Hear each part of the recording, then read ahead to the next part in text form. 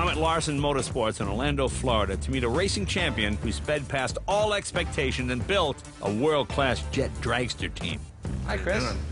Nice to meet you. Hi, Elaine. Hey, nice to meet you. This is Elaine and Chris. You're the racer. You're the current world champion of Jet Dragsters, and you're the builder.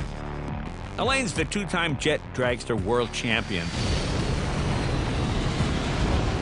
Jet drag racing is just like regular drag racing. You got two vehicles on a quarter or eighth-mile track gunning to be the first one to cross that finish line. Like regular dragsters, jet dragsters can reach speeds of over 300 miles per hour in a quarter of a mile. But when Elaine met her husband, she was living a more slower-paced life. I was just a little Mennonite girl, minding my manners. I grew up on a farm. My daddy was a farmer. My mama was a housewife. Now, Mennonite is kind of like Amish, but like reform or something. Yep, we had cars and we had power, Okay. but let me just tell you, I wore little pigtails and bonnets, and we didn't believe in going fast. We believed in taking a tractor and going real slow. But I was driving down the road. I saw this little stud muffin in a 32 Ford. A stud muffin? Stud muffin. See, I'm not a stud muffin anymore. We love the Mennonite religious terms. So a stud muffin would be a whole different. Yeah, he was in a little 32 Ford Deuce Coupe. I looked over at him. I went, sup? He thought he picked me up, baby, but I had my eye on him. Really? Yeah. How about that? I didn't even know that. I have a Mennonite Model T. And what is this? Well, the Amish couldn't drive. They were horse and buggy. But Yep. Mennonites could have cars. But they couldn't have cars with any adornment. No chrome, Yep. nothing that made you better than your neighbor. So Henry Ford sold a stripper T. Everything was black. There was no chrome. It was $260 brand new. And those were the ones the Mennonites bought because they could drive it without feeling superior. Yeah, you really didn't feel superior in that car. Well, show us around. Show us what we got here. This is Larsen Motorsport.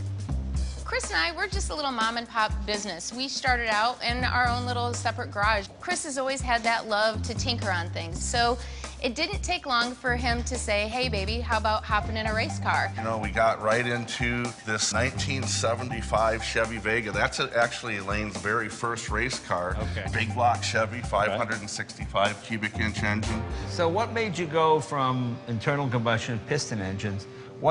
Where did the jet thing come from? So I'm an airplane mechanic by trade. Oh, I see. And so we found some old jet engines. Elaine wanted to go faster. And really the two primary engines that we use in jet racing are the Pratt & Whitney J60 and the General Electric J85. And these are very expensive, aren't they? They're pretty expensive. Yeah. They're slowly getting phased out of the military applications. So you buy secondhand? We buy secondhand all over the world. When we get them race ready, we can have anywhere between 50 and 70,000 in a race ready engine. Okay. These engines come from elite fighter planes like the T-2 Buckeye or the Northrop F-5. But 5,000 pounds of thrust on a 1,500-pound car, that comes with a lot of risk.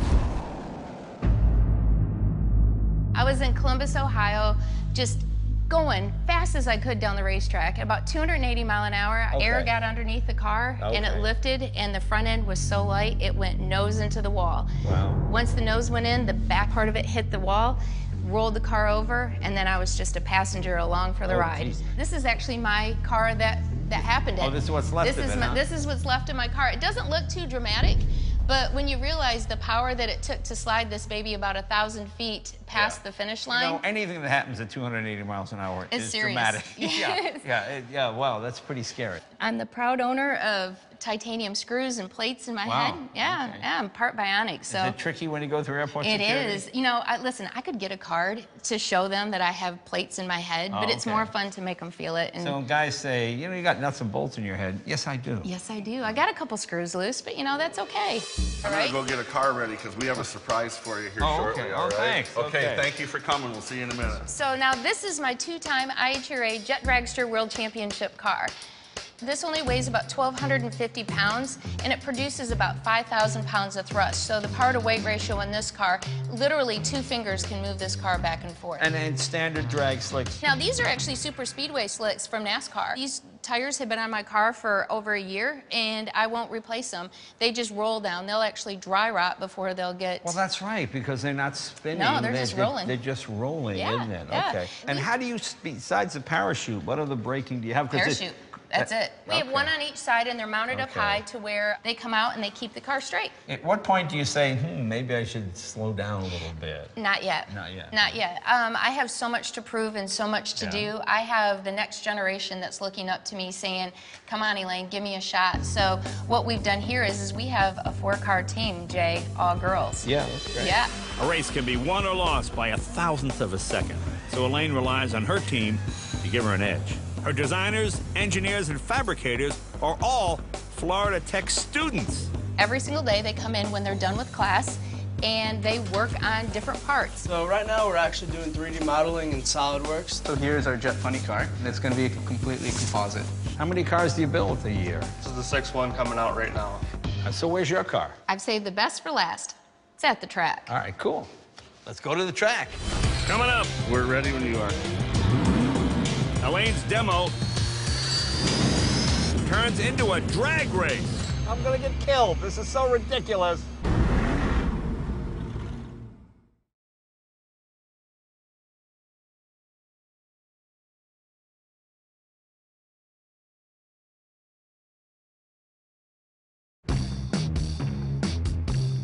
At Orlando Speed World, former Mennonite turned racer Elaine Larsen has invited me to share the track with her. You all ready to do this? Absolutely. This is what I'm going to go to work with today. Yeah, I'm very impressed. It's fascinating to think that students built this. I mean, it's a world-class dragster pushing out 5,000 pounds of thrust. But I haven't told me what I'm driving yet. You bring something for me?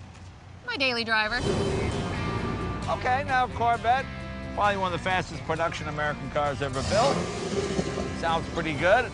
I'm sure it's no match for this thing. You ready to do this? Yeah, I thought maybe I'd give you just a little head start, All right, Jay. Just all right. play with you just a little. All right, I'll take a little bit of a head start. I will take the head start. Okay. I'm gonna get killed in this thing. This Corvette's quarter-mile time is something like 13 seconds, but the Jet Dragster, that's more like 6. So a 7-second head start seems only fair, right? Come on. We're ready when you are. Let's show them over champs, baby.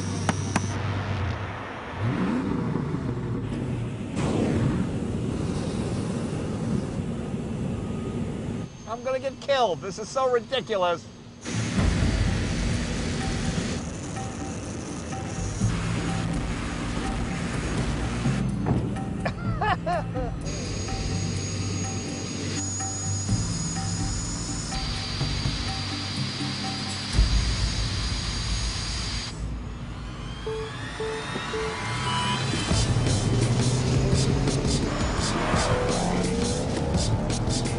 You know, it's not my first rodeo. I think Elaine might regret giving me this head start.